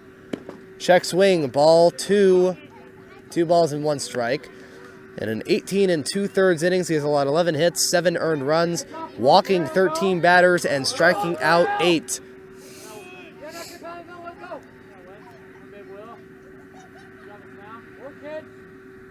And Will looking over towards Anders at second, the 2-1. Check swing, did it go? No, he did not, ball 3. For a 3-1 count. So again, it will be the first baseman, Tate Brust. It'll be the third baseman, Tate Brust, who will now play at first base for Will. And playing for Tate at the hot corner will be number 17, Ethan Jansen. And the 3-1 hard hit ball, this one going in the right. Bryce Mefford running for it. Bryce, this will get past Mefford, and it'll be a ground rule double for Addison Beckman. Dylan Anders thinking that the ball hit the wall. He was running just right behind Case Matter.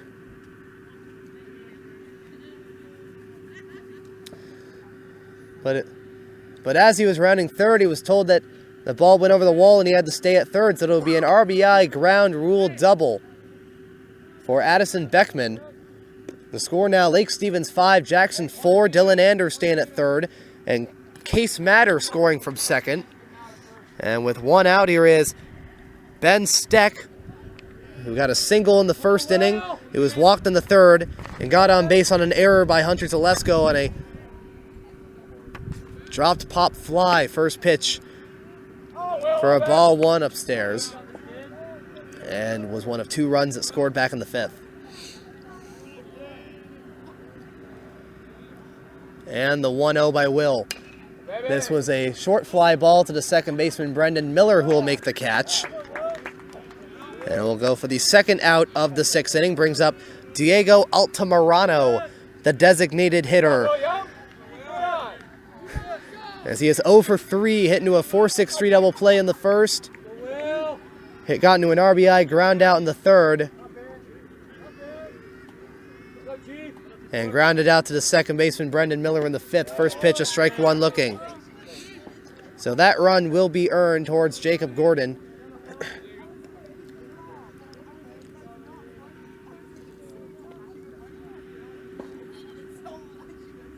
And the 0-1 by Will.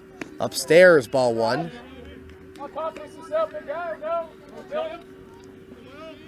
Hey, Trey, I need you to be a wall. Be a wall.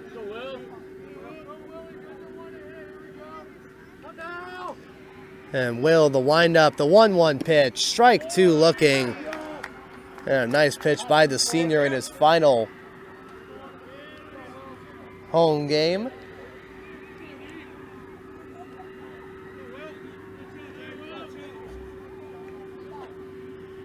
And there's just news you're hearing across the way, the softball game. There are cheers. And the 1-2, a line shot in the center field. Anders is going to score. Beckman is going to score from third. And Jackson has a 6-5 lead on a 2-run single by Diego Altamirano.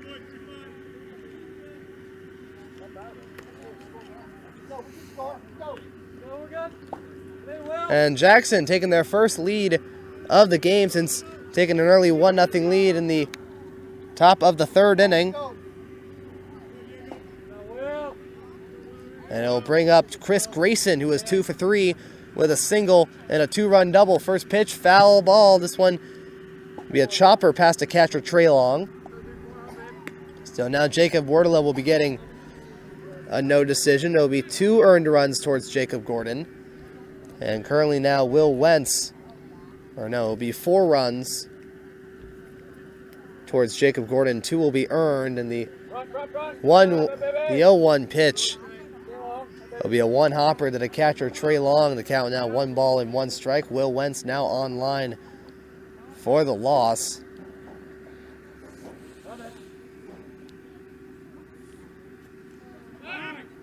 And the throw to first not in time to try and get Altamirano, the cleanup hitter.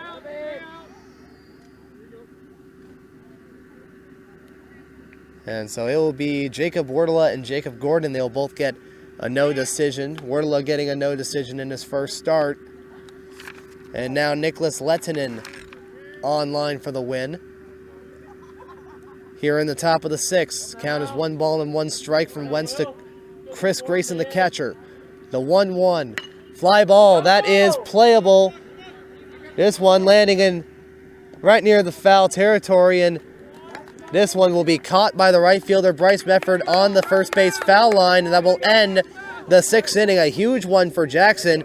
It'll be 3 runs on 2 hits, no errors, and 1 runner left on. Jackson taking a 6-5 lead as Nicholas Lettinen will walk onto the mound as he'll face off against Brendan Miller, Tate Brust, and Bryce Medford as Lake Stevens tries to take the lead back from Jackson.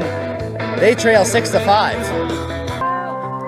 And we are now back into the bottom of the 6th inning. Jackson retaking the lead from Lake Stevens. They now have a 6-5 lead as we go into the bottom of the 6th. Brendan Miller walking up to the plate once again. Nicholas Lettinen now online for the win. Jackson Weber with a no decision. As Miller is 0 for 1, hitting into a 6-4-3 double play, and then walking on 5 pitches, getting a stolen base, and scored one of 4 runs in the 4th inning.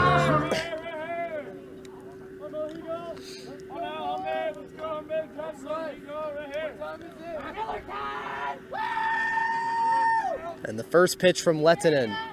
Upstairs, ball 1. He had a pretty Rough fifth inning, 11 balls on 9 strikes for 20 pitches. Total of 13 balls, 10 strikes on 23 pitches for him. Through an inning and a third, allowing 1 run, 1 hit, no errors, and 1 runner left on in the fifth. The 1-0 pitch, foul ball, 1 ball and 1 strike, and the total through 5 runs on 5 hits, 1 error, and 3 runners left on. For the Lake Stevens Vikings through 5, 1 ball and 1 strike. And the short windup by Lettinen, a 1-hopper to the catcher, Chris Grayson, ball 2. And currently no defensive changes. Case Matter stays at left field, and Dylan Anders stays at third base. And the 2-1 fly ball. This is a short one going to the shortstop, Addison Beckman, who will make the catch. For the first out of the 6th, bringing up Tate Brust, who is 0 for 2 with both groundouts to the second baseman, Ben Steck. And one of them resulting in an RBI. We got a pitcher warming up in the bullpen. It is number 43, Caden Sadis. First pitch. Strike 1 looking.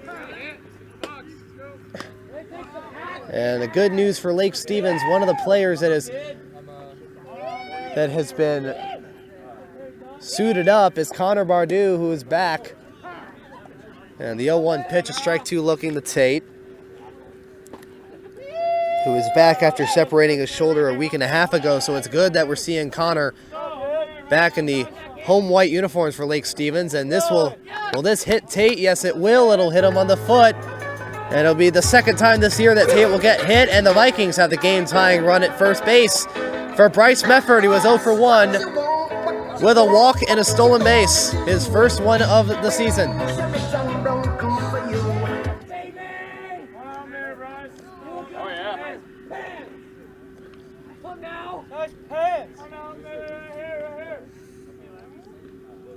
And the first pitch from Nicholas, tries bunting for it, strike 1 looking right down the middle. Vikings with a runner on and 1 out. So Lake Stevens wearing their home white uniforms. Jackson wearing their road black uniforms, white pants and a black jersey. The 0-1. Low for a ball 1. Tate run towards second. The throw to second will be not in time. Tate Brust with his first stolen base of the season and his first career stolen base. And a nice job by the sophomore to steal second as he represents the game-tying run. 1 ball and 1 strike. Bryce Mefford with 1 swing of a bat has a chance to knock in the game-tying run. And the 1-1 inside, ball 2. So at least we know that Connor Bardew is rehab for his separated shoulder, is showing some progress. He is now suited up, so he might play sooner or later. The 2-1, ball 3. With the ball getting away from the catcher, Chris Grayson. Timeout by the catcher.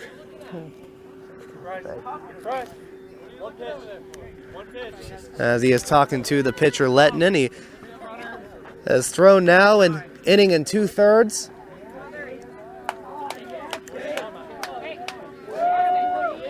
Of solid baseball for Jackson, and now Josh White is going to bring in a pinch runner for Tate. It'll be number 2, Xander Fogel.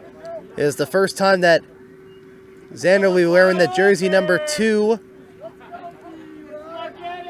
in a baseball game. The 3-1, ball 4, second time around for Bryce Mefford as he has walked. This time it's on 5 pitches, and there is runners on first and second base, and he'll bring up number 17, Ethan Jansen. Pitch hitting for Jacob Wardlaw. Ethan Jansen, he is 1 for 5 with a .200 batting average. And he has also been walked once. He struck out twice and got on base on an error 1 time this year. Hasn't really been at the plate that much. First pitch, a hard hit ball going into left field. And the left fielder, Case Matter, making the diving grab in left center field on the first pitch. And he keeps the runners at first and second base. A nice job by Case Matter. He pushed away Carter Booth at center field, who stayed where he was, and it was a nice play. It felt like either way that would have went to Jackson, as if the runners advanced, he would have thrown the third. And now we're going to go back to the top of the order for the fourth time around. Ben Pizer 0 for 2 with a couple of flyouts and was walked on 4 pitches his last time up. Fly ball, first pitch, a foul. This one just getting in the foul territory, as the catcher, Chris Grayson, was running towards that one. That almost hit one of those,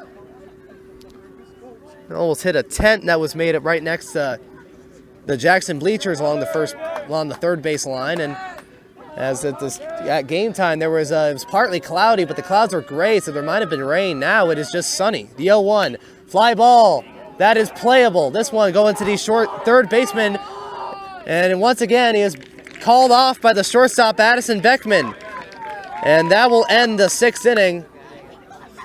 No runs, no hits, no errors, 2 runners left on. And Jackson still with a 6-5 lead as we go into the top of the 7th inning. Will Wentz walking back to the mound to try to pitch his first full inning of the game, and he'll face off against Chase Matthews, Tyler Elsmore, and Case Matter.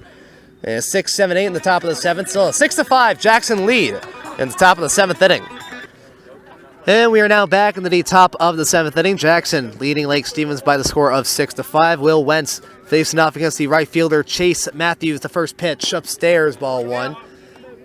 Will Wentz with a pretty rough 6th inning. 6 balls, 9 strikes, 15 pitches as a total. And in the inning, 3 runs, 2 hits, no errors, and 1 runner left on. The 1-0. Strike 1 looking. Matthews 1 for 3 with a strikeout and a flyout. Hit a single in the 4th inning. And then the total through 6 runs, 9 hits, 2 errors, 8 runners left on for Jackson. The 1-1 pitch outside, ball 2.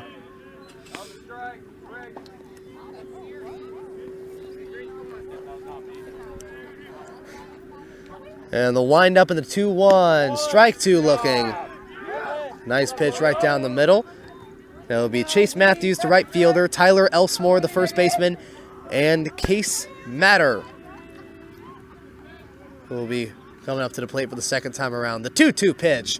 Fly ball, that's foul. Going over the Jackson bleachers along the first base side. So the best assumption is, after today's game, it'll be the Lake Stevens Vikings playing against North Creek at North Creek High School for the final regular season game. And Jackson trying to play a game against Ingram. And it'll be a 2-2 pitch. Bobbled by Wentz, but he throws the first just in time to Tate Brust for the first out of the 7th. It gets in and out of the glove of Will. He picks it up just in time. And he will throw to Tate Brust at first base in time for the first out of the 7th inning. Brings out Tyler Elsmore, who is 0 for 3. Grounded out to the third baseman, Tate Brust in the 2nd, and flied out to Bryce a couple of times. Wind up, first pitch upstairs, ball 1.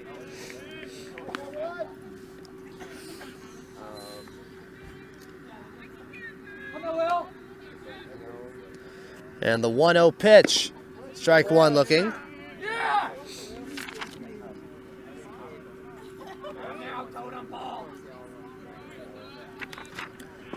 And Will the 1-1. Swing and a miss, strike 2. Backbreaker swing by the senior first baseman Tyler Elsmore, and Will's ahead of the count 1-2. Will getting the sign from Trey. The windup and the 1-2 pitch. This one, it'll be a bloop. It'll be a bloop single. It'll land right in front of the right fielder, Bryce Mefford. He missed that catch by just a step, as Tyler will hit over there for the first time. As Kirk Nicholson, the manager for Jackson, will bring in a pinch runner. It'll be number 29, Alec Schultz, who will pinch run for Tyler Elsmore, as Kirk Nicholson is planning to use him in a makeup game between Jackson and Ingram. It will be played at Everett Memorial Stadium. So it'll be hit number 10 for Jackson. It'll bring up Case Matter, who got on base after being walked in 5 pitches.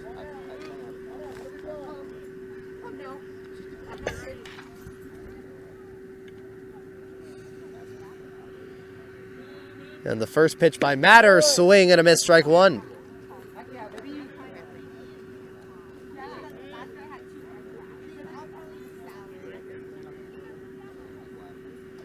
And Will, the throw to first, not in time.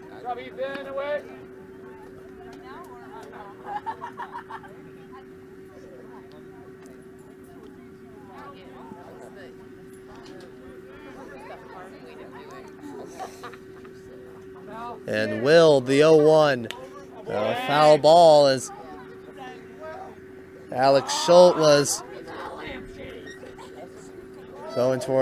was getting ready to steal second base. And Will is now ahead of the count. No balls and 2 strikes. And the 0-2. One hopper to Trey. Alex Schultz stays at first.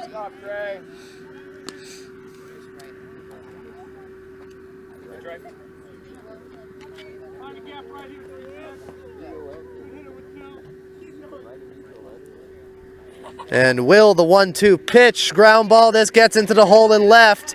Schultz will go to second. And the Timberwolves have runners on first and second with 1 out for Dylan Anders.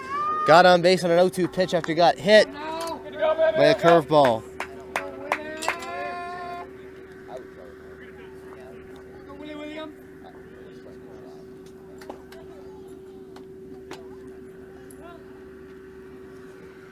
Come on, to go. Will, I think yes. Come on, Will, here you go. And Will Wentz getting the sign from Trey Long. Looks over at Alec at second. First pitch upstairs, ball 1. And this is the first time that Anders will face off against Wentz. Timeout by Lake Stevens. Josh White going to talk to Will along with Trey Long. So the North Creek Cougars. And that's what I'm calling them for the time being.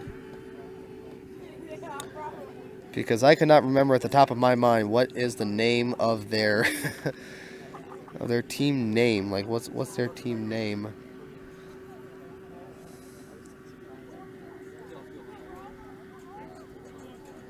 Really hard to find it.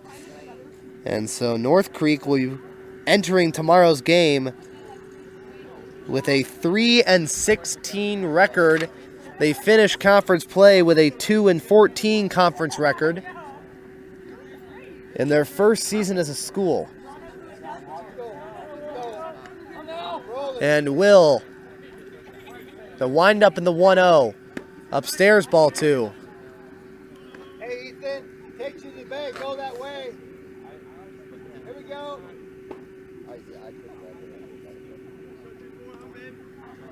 And Will looking over at Alex Schultz at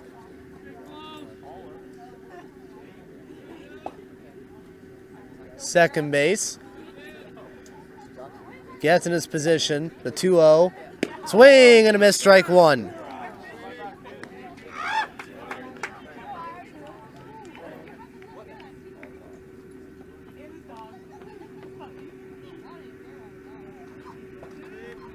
Oh. Well, my mistake. They were actually called the North Creek Jaguars. The 2-1 pitch, swing and a miss, strike 2.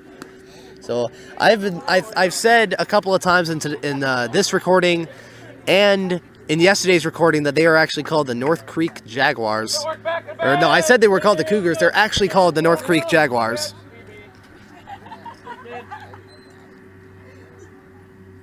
And the 2-2 by Will. That'll be a foul ball, hits the fence. Dylan staying alive. Also, I'm going to give out a reminder right here that the recording for tomorrow's game on May 2nd against North Creek, that won't come out until May 3rd. That won't come out until Thursday, May 3rd, because the game is at 7 o'clock, and I just don't have enough energy to do everything afterwards. And the 2-2 pitch, that one hitting the backstop behind home plate again. Dylan staying alive, trying to get a couple of insurance runs on the board for Jackson. Bryce, a little bit. And Will looking over at Second base to wind up in the 2-2. Check swing, ball 3. Which brings it up to a full count.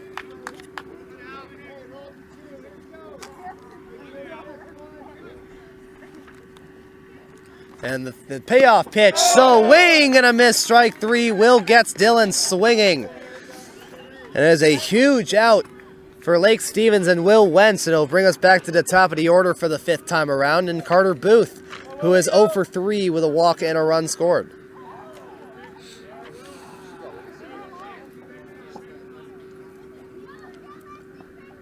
And Will, the first pitch. Fly ball, that's playable. Bryce going right near the foul line for that one. Bryce Mefford making the catch as he dives right near the foul line. And a nice play by the junior right fielder, Bryce Mefford, to end the top of the 7th. No runs, 2 hits, no errors, and 2 runners left on. Jackson, they are leading 6-5. Lake Stevens, they are trailing by 1 run. They need 1 run to tie it, 2 to win it all. In this game, it'll be Nicholas Lettinen going for the win, and he'll face off against Tanner Lynn, Trey Long, and Will Wentz, the 2, 3, and 4 hitters, as the Vikings try to walk it off and split the series with Jackson. And we are now back to the bottom of the 7th inning. Lake Stevens, they are once again down by 1 run in the bottom of the 7th. Nicholas Lettinen on the mound and is on line for the victory, as he faces off against Tanner Lind, who is 2 for 3 with a double and a run score in his 2nd time around against Nicholas. And it was against Nicholas that he hit the double off of him. First pitch, ball 1 outside. Tyler Elsmore will go back to playing first. He will re-enter. Alex Schultz will not play first for him. The 1-0, 1 hopper to the catcher, Chris Grayson. So it'll be Tanner Lind, Trey Long, and Will Wentz. And the last time that Tanner Lind and Trey Long started as the first 2 batters, they already had their first run on the board as Tanner hit a single and Trey hit an RBI double. 2-0 outside, ball 3. I'm some savvy here, baby. On that one, John. One time, baby, go. And the 3-0. Strike 1 looking right down the middle.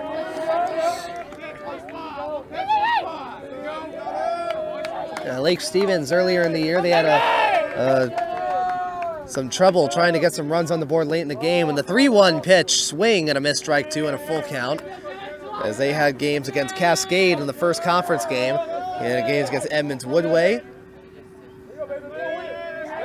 and a couple of other close ones such as Marysville Pilchuck. The payoff pitch, hard hit ball. This one going to the landing in short right center field in no man's land, as Steck, Booth, and Matthews were all near it.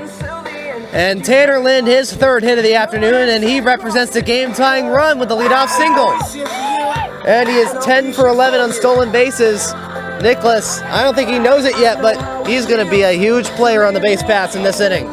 And here is Trey Long, who was 1 for 3 with an RBI double in the 4th.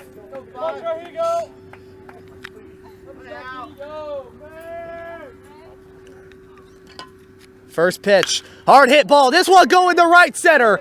This one going back. That's going to go to the wall. Tanner is going to go to 3rd base. That's going to go. Tanner's going to stay at 3rd. Trey's going to go to 2nd on a first pitch shot in the right center. And Trey, with his team leading 7th double of the year. And there are runners on 2nd and 3rd as Will Wentz, another big player for the Lake Stevens Vikings on offense, will come up to the plate. He is 2 for 3 with an RBI double in the 4th inning, scoring Trey from 2nd, a single in the 2nd, and he struck out looking in the last time he faced Nicholas in the 5th. One swing could win it all. First pitch, low for a ball 1. The game-tying run is at 3rd base in Tanner Lind. The game-winning run is at 2nd base in Trey Long. 1 ball, no strikes. The pitch, hard hit ball. This one going in the right center. Tanner's gonna score. Trey's gonna score. The Lake Stevens Vikings will win this ball game. A walk-off double on the final home game for Will Wentz. And the Lake Stevens Vikings split the series with the Jackson Timberwolves and will win by the final score of 7-6. The Vikings with a record of 8 wins and 11 losses and will finish conference play with 7 wins and 7 losses on the year. And that will score both Tanner and Trey with RBIs number 17 and 18 on the year. Jackson will finish off conference play losing and going down to 10 wins and 4 losses with a total of 13 wins and 6 losses on the year. The winning pitcher is Will Wentz. He helped out his own cause. He's now up to 3 wins and no losses. And the losing pitcher is Nicholas Lettinen. Jackson Timberwolves will try and make up the game against Ingram that was supposed to be played on Saturday, while the Lake Stevens Vikings will play tomorrow at North Creek High School against the North Creek Jaguars. They'll play at 4 p.m. for junior varsity, and then shortly after them, the varsity team will play under the lights for the final regular season game. Again, the final score, Lake Stevens 7, Jackson 6. Lake Stevens winning their final home game, a huge win for the seniors, especially playing in their final home game. My name is Payne Patchett. You've been listening to Lake Stevens Vikings Varsity Baseball. And we'll see you tomorrow, May 2nd, 2018, for the final regular season game for the Lake Stevens Vikings before playoffs start on May 5th. You've been listening to Lake Stevens Vikings Varsity Baseball.